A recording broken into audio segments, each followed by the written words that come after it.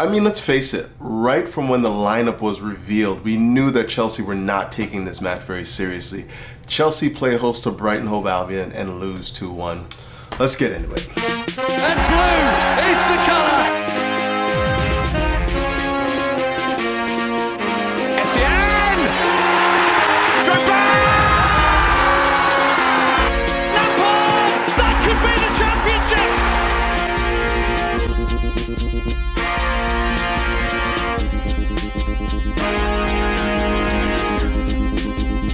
Greetings! Welcome back to Couch Critic with me, Dennis P, for what is your Chelsea match review, but more specifically, a tactical synopsis of Chelsea's performance against Brighton Hove Albion. But before I get into all that, ladies and gentlemen, friends, foes, do me the favor, hit the like button, hit the subscribe button, hit the bell notification button. We are trying to grow this channel, and as you know, every like goes a long way to ensuring that we do reach our target. It will help me immensely, and it'll help my sponsors who go by the name of Major League Socks. And fellas, if you ever want to walk in the footsteps of greatness, you already know. Hit me up, hit them up, the link is in the description. I mean, when will this nightmare end? Guys, what is going on at Chelsea right now? It just seems like every time we step on the pitch, we look like a completely different side from what we've known and grown accustomed to seeing from this Chelsea side. Absolutely no fight, no passion, no commitment, no style of play, no understanding on the pitch. Like, it's just a complete eyesore every game. If you watch my Real Madrid review, you would know that I was completely frustrated, just lost for words with the quality of our midfield. We had N'Golo Kante, Kovacic, and Enzo on the pitch, and you'd expect to see something that would resemble, passion, energy, fight, and commitment. And that wasn't there, and the carryover to the next game against Brighton Hove Albion was even worse. Completely different setup, but the exact same results. Just no passion, commitment on the pitch. Anyone outside of Conor Gallagher needs to put their hand up and say that they were not good enough today. Just not good enough. Chelsea once again changed their shape and go back to a 4-3-3 or 4-2-1-2-1, however you want to look at it. It just did not play well. That midfield of Conor Gallagher as a number 10, number 8, Enzo Fernandez and Zakaria as the 6s, just had absolutely no understanding of how to play together. I mean, Gallagher gave us some good energy and good commitment on the pitch, but as far as Enzo and Zakaria goes, we just did not see anything that resembled the fight and commitment on the pitch that you need to be in a Premier League match. I'm not going to get on my soapbox too much about this. It was there for everyone to behold. This is just not a competent midfield. When you have a team like Brighton who had 60-odd% of the possession today for the majority of the match when it was in balance, and you have defenders on the pitch, you have midfielders on the pitch that have not engaged in any defensive actions whatsoever. Not talking no tackles, no interceptions, no ball recoveries, nothing that resembles any sort of real commitment and fight. Then the results are there to behold. Chelsea were just overrun. And to make matters worse, it wasn't even the fact that we didn't have any defensive actions, but our defensive awareness, our shape, our positional sense, everything was just completely out of whack today. I mean, it's no wonder that Brighton had about 20 shots on goal, and had it not been for Kepa on more than a few occasions, the scoreline would have been much, much worse. We're talking about 4s and 5s. If you look at the quality opportunities that they had, we had absolutely no screen in front of that back four. And whenever they look to come into the middle of the pitch is where you want to see, your midfield soak up all the pressure and be defensively sound. They had all sorts of opportunities for cutbacks, layoffs and whatnot. And there was just absolutely nothing on the pitch that resembled any sort of structure. Nothing whatsoever. And I know that there's a lot of people that were screaming and crying for Zakaria to come onto the pitch, wanted to see him get some action time. And I know that a lot of that is just down to the fact that we hadn't seen him for a while. And, he had an okay, decent performance against Man City. But I hope now the outcry for seeing Zakaria on the pitch will subside a bit, because I think today was a perfect example as to why he's not playing. He's just not it. For people that think that he can sit in that midfield and, just be a destroyer in there for you, I hope that you understand now that he has absolutely no positional awareness. He has no defensive awareness whatsoever. And on top of that, his defensive actions were just all over the place today. He had absolutely no application defensively to what we wanted to do. And then even worse, when we're trying to play out from the back, he provided nothing. I think he got 19 touches the entire match. 19 touches from your central midfielders? appalling. I don't want to dwell on Zakaria because for me that was a foregone conclusion. I knew that he wasn't going to be coming on here and making any sort of real difference there.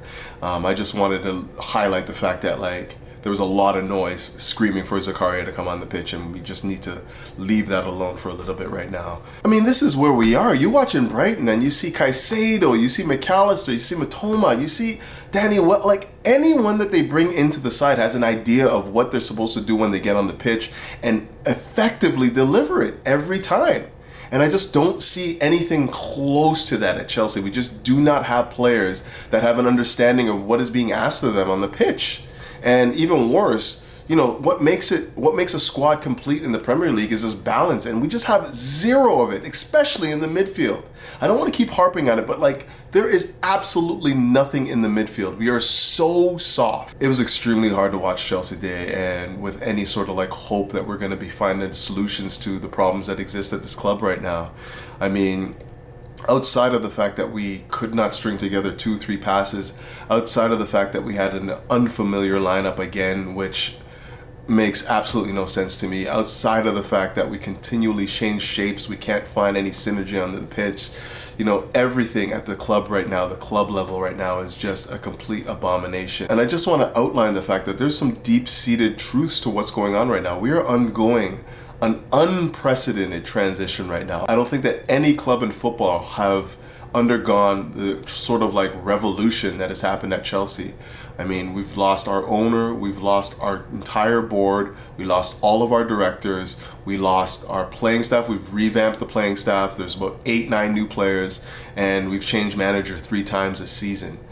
If that is not an indication of a complete and utter revolution inside the entire club, the structure being ripped out, then I don't know what is. We've even fired the groundskeeper, for God's sakes. We've fired the groundskeeper. Like, that is a complete wipeout of the club, and I think that it was just too much too soon. Like, I mean, I'm not absolving Boehly and Eghbali for any of the responsibility of this. I think that they're completely naive in their assessment of what needs to be done. You know, they completely stripped out the structure. They fired the only footballing man that was at the club at the time, in Thomas Tuchel. And for me, when you're transitioning from one ideology, one philosophy to the another, I mean, those transitions need to be slow.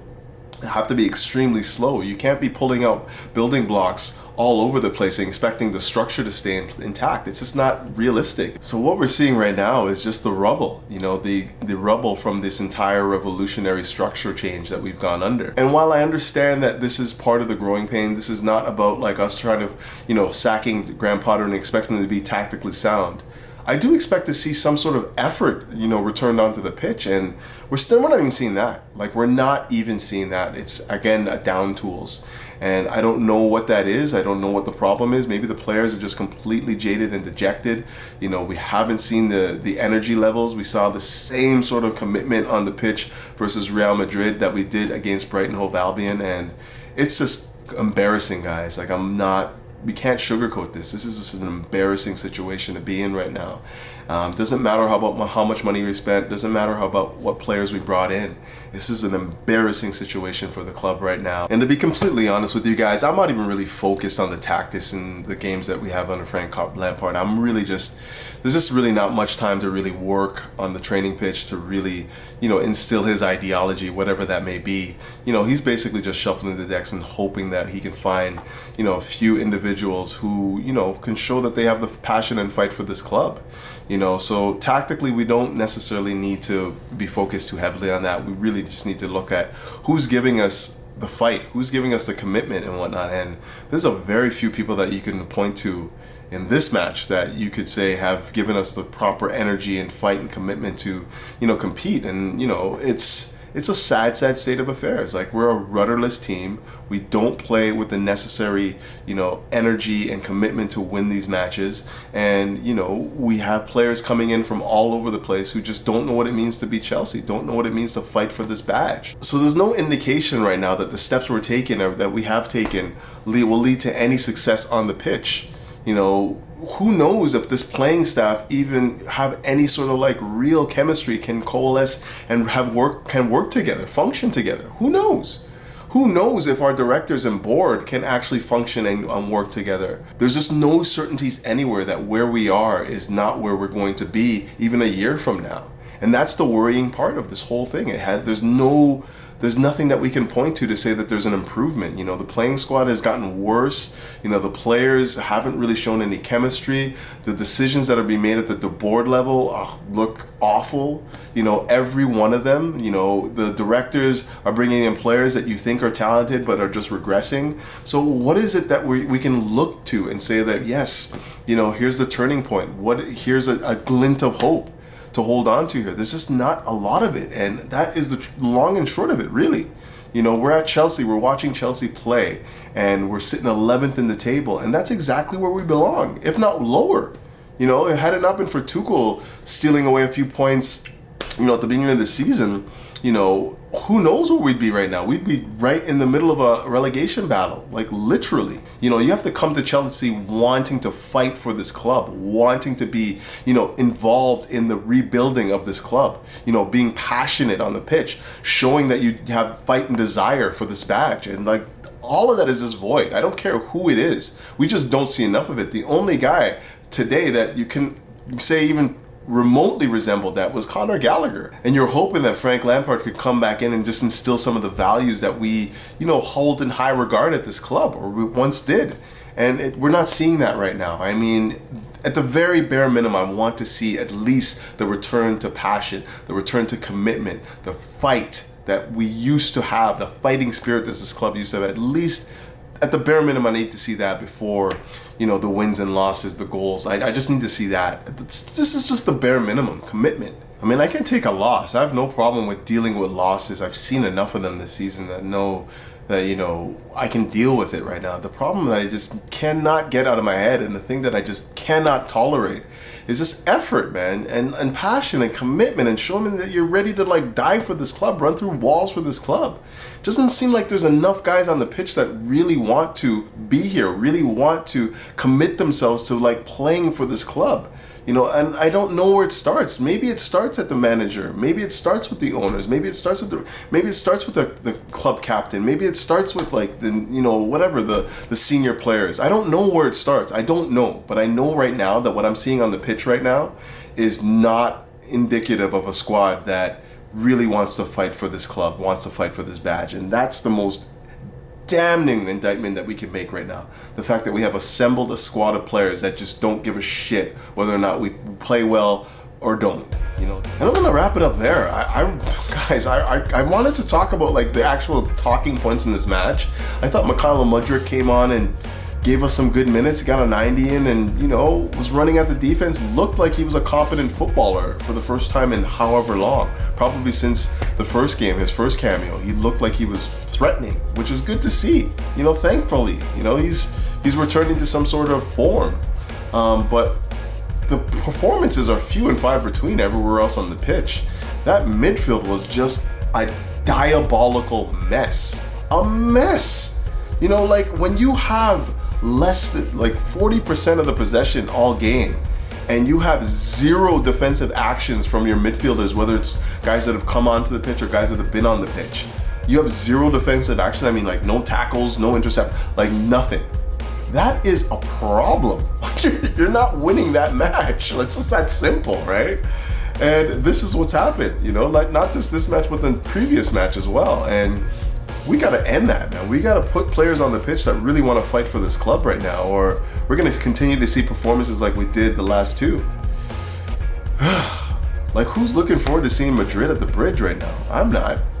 There's nothing that makes me feel like Chelsea can overturn this result. Absolutely nothing. You know, we have a bunch of individuals and we don't have a team. You cannot beat Real Madrid with a bunch of individuals. You have to have a team concept, you know, a team structure. You know, a team commitment, and we just don't have that, guys.